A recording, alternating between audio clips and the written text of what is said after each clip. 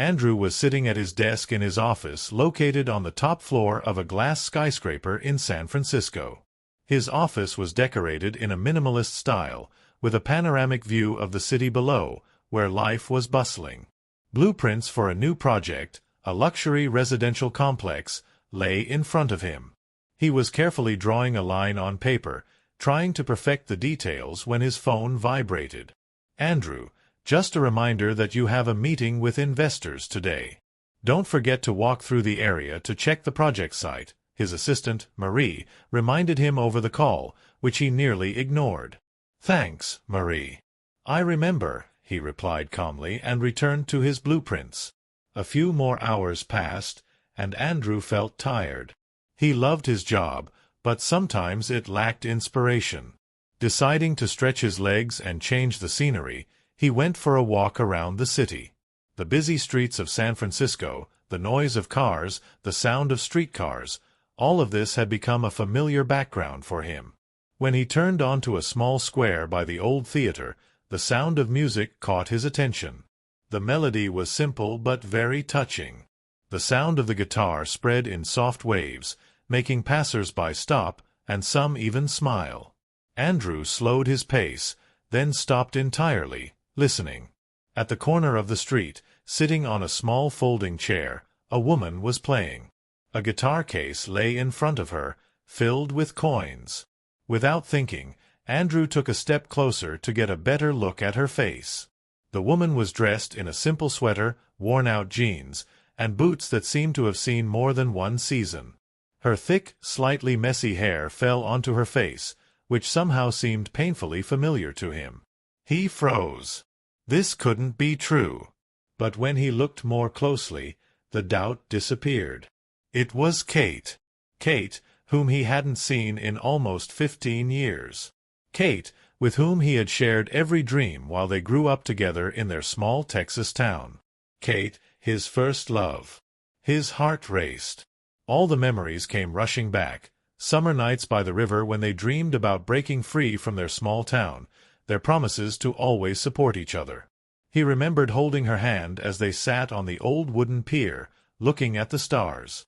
Back then, she was full of hope and ambition, and her dreams seemed to stretch far beyond the horizon. But now, in front of him, stood a completely different Kate. Her posture was slumped, her gaze tired, and the smile that he had admired so much in the past seemed to have vanished. He stepped closer, and the sound of his footsteps made her look up. Their eyes met. "Andrew," she froze, her hands trembling on the strings, and the melody stopped. He stood a few steps away, unable to find words right away. All he could say was her name. "Kate, is it really you?" Her lips moved, but she couldn't answer immediately. She looked away, as if gathering her thoughts, and then nodded. "Yes, it's me." Her voice was dull, almost a whisper. Andrew took another step closer, but didn't dare approach any further. He was stunned. Just a few minutes ago, he had been contemplating the perfect shapes and lines of his blueprints, and now he was face to face with the past, which he had considered a long-closed chapter. "I don't even know what to say," he said quietly. "I never thought I'd see you again." She clutched the guitar, avoiding his gaze. "Yeah, it's a small world," she said dryly, her voice tinged with bitterness. Andrew felt his heart tighten. This wasn't the Kate he had known. He noticed how her gaze slid over the guitar case with coins, as if she was afraid he might notice her situation. Do you live here?" he asked carefully, trying not to show his surprise. She nodded. "Well, you could say that," she replied briefly, but her answer raised more questions than it provided answers. "Kate, what happened?" Andrew took a step forward, his voice soft. He couldn't understand how the person who had once inspired him with her energy and vitality could end up in such a situation. "It's a long story, Andrew," she said, finally looking up. In her gaze, he saw a mixture of embarrassment and exhaustion. She wanted to say something more, but fell silent, as if unsure whether to tell the truth. Andrew understood that she wouldn't be open with him right here and now. But he already knew, he couldn't just leave her in this situation. Then you'll tell me when you're ready. If you want to, he said gently. But not here. Let me at least invite you for a cup of coffee.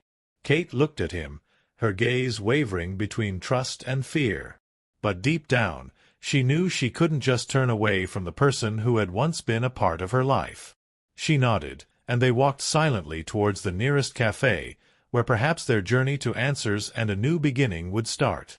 Andrew sat across from Kate in a cozy cafe on the corner, where the aromas of freshly ground coffee and baked goods filled the air. The soft light from the lamps created a warm atmosphere, but the tension between them was palpable. Kate held her cappuccino with both hands, as if trying to warm up, even though the cafe was warm.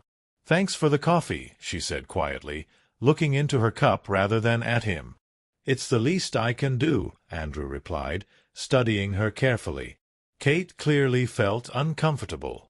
It seemed as though she was trying to become invisible, hiding her face behind her thick hair. But even so, he could see the girl he once knew in her, from their youth. "You're playing on the street too?"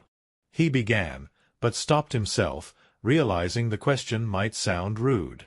Kate looked up, her eyes darkened by fatigue and hidden pain. "To earn money for food, if that's what you wanted to ask," she answered with a bitter smile. "Yes, that's how it is." Andrew felt his heart tighten. He leaned back in his chair, trying to process what he had just heard. The girl who once dreamed of becoming a musician was now playing on the street just to make ends meet. "What happened, Kate? How did you end up in this situation?" he asked, trying not to sound judgmental. Kate was silent for a few seconds before sighing. "It's a long story," she said, once again looking into her cup. "I got married, you know. Thought he was the one. We moved here to start a new life. He had a job, plans. And then everything fell apart." She laughed briefly, but there was no joy in her laughter. "He left me. With debts, no roof over my head, no chance to go back. I lost my job, couldn't pay for the apartment. It's the kind of story no one wants to hear, but it happens to many."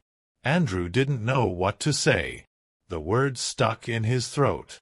He wanted to ask why she hadn't reached out for help, but he was afraid she would say that she simply had no one to turn to. "Why didn't you go back home?" "To Texas?" he finally asked. Kate shook her head. "I don't have the money to get there. And why would I? My parents are gone, the house is sold. I have no one left in that town." Andrew looked at her, feeling anger rise within him. Not at her, but at the situation she had found herself in. It was hard to accept that the person who once embodied hope and light to him was now living on the edge of survival. "Kate, you shouldn't be living like this. You deserve more," he said firmly. She smiled faintly, but in her eyes there was something resembling gratitude. "It's easy to say when you have a job, a home, money. I don't have any of that." Andrew paused for a moment. He knew he couldn't just leave and walk away. It would be a betrayal, not only of their shared past but also of the person he thought he was. "Listen," he began, leaning in closer. "How about this? Do you have a place to stay tonight?" Kate froze, then shook her head.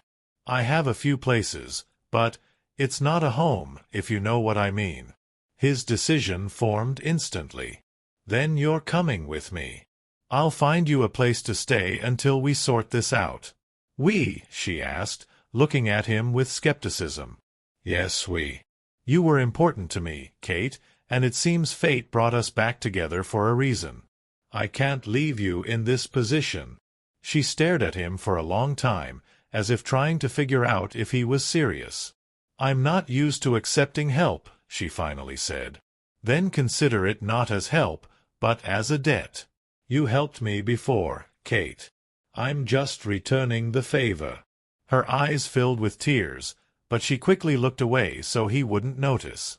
"All right," she said softly. "Just temporarily." Andrew smiled, feeling determination ignite within him. He didn't know how much time and effort this would take, but one thing he knew for sure: he would do whatever it took to help Kate get back to life. Several days had passed since Kate moved into the small apartment Andrew had rented for her. It was a bright, modest place in a quiet neighborhood, furnished with minimal but cozy furniture. Andrew insisted that the apartment be equipped with everything necessary, including a comfortable bed and a small kitchen where Kate could cook. On the very first day, he brought a bag of groceries, which made Kate feel awkward, and she struggled to find the right words. "Andrew, this is too much," she said, looking at him with a mix of gratitude and embarrassment. "You don't have to do all of this." "I know I don't have to, Kate. But I want to help," he replied, standing by the door. "You deserve better than the streets of San Francisco." Kate lowered her gaze. She was used to managing on her own, but now she had to admit that sometimes accepting help was necessary. Seeing her inner struggle, Andrew decided not to pressure her. "If you want, you can think of this as a temporary investment in your future," he said with a light smile. "Just like what you once did for me." These words made Kate freeze. Memories of helping Andrew find the strength to apply to architecture school suddenly came flooding back, bringing a faint smile to her lips. "Thank you, Andrew," she said quietly. However, Kate found it hard to get used to her new situation. Her pride often took over, making her feel humiliated. On the second day, she tried to give Andrew half of the money she had earned playing guitar. "This isn't up for discussion," he said, returning the money. "You need to keep it. Right now, it's important to regain your strength." Kate sighed but didn't argue. She understood that Andrew wouldn't let her spend her last few funds on what he had already taken care of. On the fourth day, Andrew came with important news. "I contacted a couple of my acquaintances. One of them works at a law firm. They'll help you restore your documents," he said, handing her several forms. "You just need to fill these out." Kate looked at him in surprise. "Are you serious?" she asked. "You realize this is a complicated process?" "I understand," he nodded.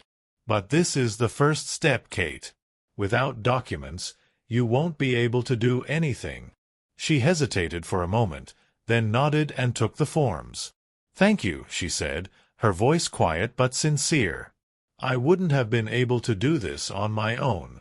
"That's what friends are for," he replied with a smile. Soon after, Andrew began asking Kate about her past to better understand how he could help further. She told him how her ex-husband, once a successful entrepreneur, had taken on a large loan and then suddenly disappeared, leaving her to deal with the debts. Because of the financial obligations, she lost her apartment and, soon after, her job. "I tried to fight, but it was useless," Kate admitted, lowering her head. "At some point, I just gave up." Andrew listened attentively, and the more he learned, the more he wanted to fix things.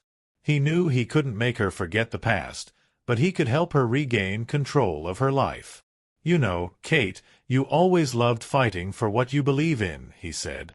"I remember how you could argue for hours, proving that your dreams mattered. Where is that Kate now?" Kate chuckled softly, but there was a faint spark in her eyes. "Maybe she's deep inside," she replied. "Then it's time to bring her back," he said. "You've always loved music. Why not try again?" Kate sighed. "It was a long time ago, Andrew. Now I have nothing.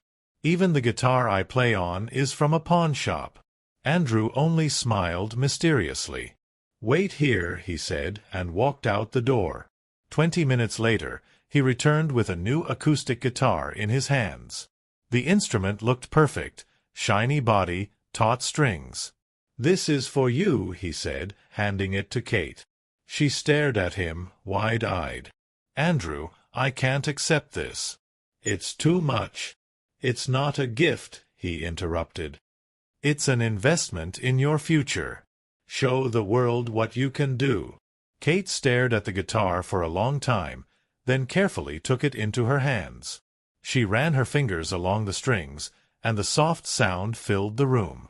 Her lips quivered as though she was about to smile, but instead she quietly said. "Thank you, Andrew." There was something new in her voice, a confidence she hadn't had in a long time. Weeks passed. Kate was slowly settling into her new apartment and starting to regain the peace she had lost. She spent several evenings playing the guitar Andrew had given her and noticed how the old passion for music, which she had long thought was lost, began to stir inside her. One day, Andrew suggested an idea. "Why don't you start recording your songs and posting them online? A lot of people are doing that these days." Kate hesitated. "Do you really think anyone will be interested?" she asked, nervously smiling. "I'm sure," he replied firmly. "Your music is genuine, authentic. People need that, especially these days." Encouraged by his confidence, Kate decided to give it a try. She spent an entire day choosing a spot in the apartment where the acoustics sounded best and finally recorded her first video. The song was about the pain of loss and hope for a new day. Her voice, full of emotion, blended with the soft sounds of the guitar. At first, she just uploaded the video to a small music forum, but the next day, she was amazed to find that the video had started gaining views. People were leaving comments, saying how moved they were by the sincerity and depth of the lyrics. A week later, Andrew called her early in the morning. "Kate, did you see your video?" he asked, his voice filled with excitement. "No," she replied, still waking up. "What happened?" "It went viral.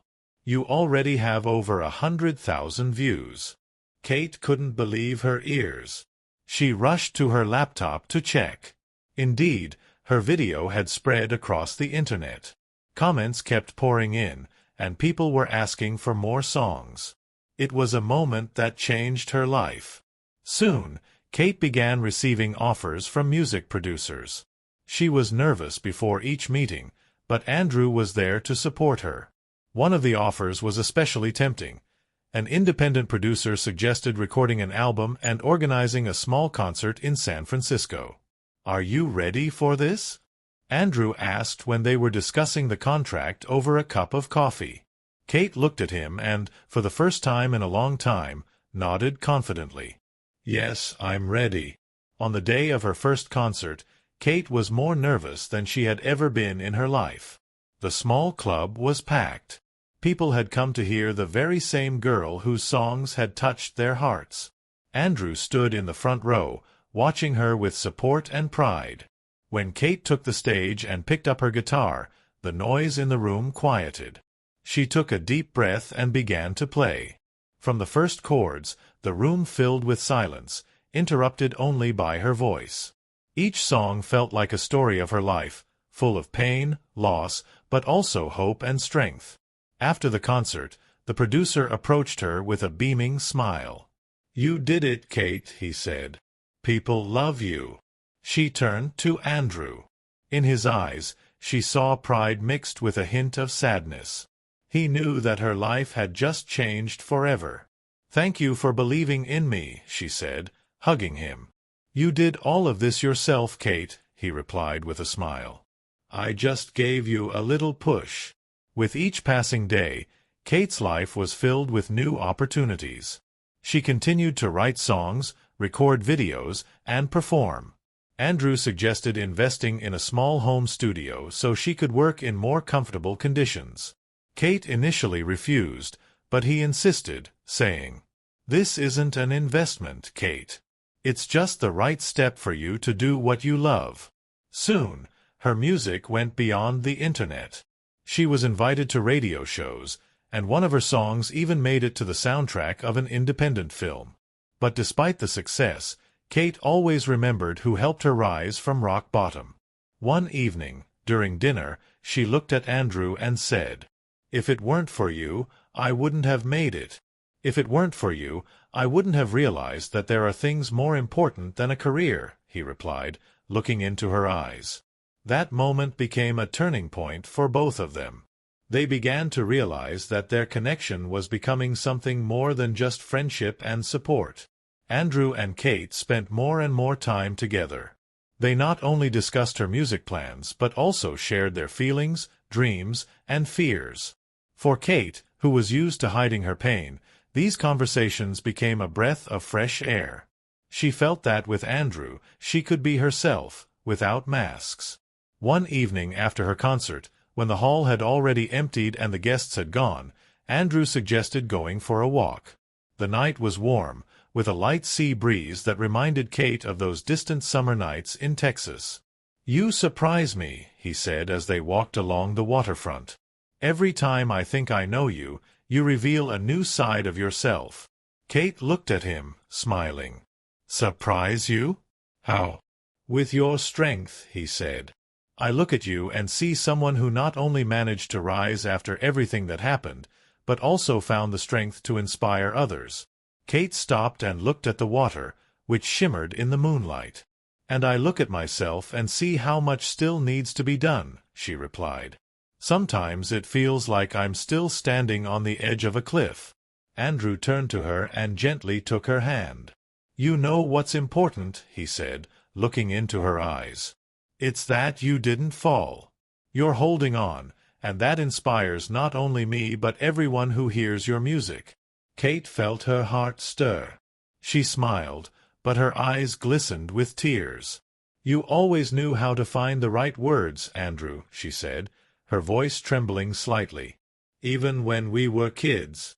He smiled, but his expression grew serious. "Kate," he began, not taking his eyes off her, "I wanted to tell you something." She tensed slightly, sensing that he was about to say something important. "This chance meeting with you—" Andrew paused for a moment, choosing his words carefully. "It changed my life. Before that day, I thought happiness was about career, achievements, projects. But you reminded me that happiness is people. It's you." Kate froze. Her heart raced. "Andrew," she began, but he gently interrupted her. "Let me finish," he said, smiling. "You've become more to me than just a friend, Kate. You're the reason I feel alive for the first time in a long while." He fell silent, waiting for her response. Kate looked at him, then took a step forward and hugged him tightly. "You have no idea how much your words mean to me," she whispered. "I thought I'd never be able to trust anyone again. But you proved I was wrong." She stepped back a little to look him in the eyes. "I feel something too, Andrew. And if I'm honest, I'm scared. But I want to try." His face lit up with a smile, full of relief and joy.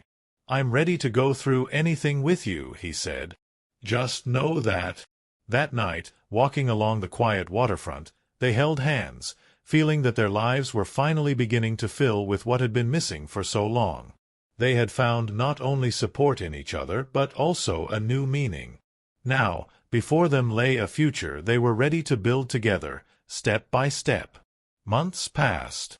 Kate's popularity continued to grow, and her songs resonated with thousands of listeners around the world.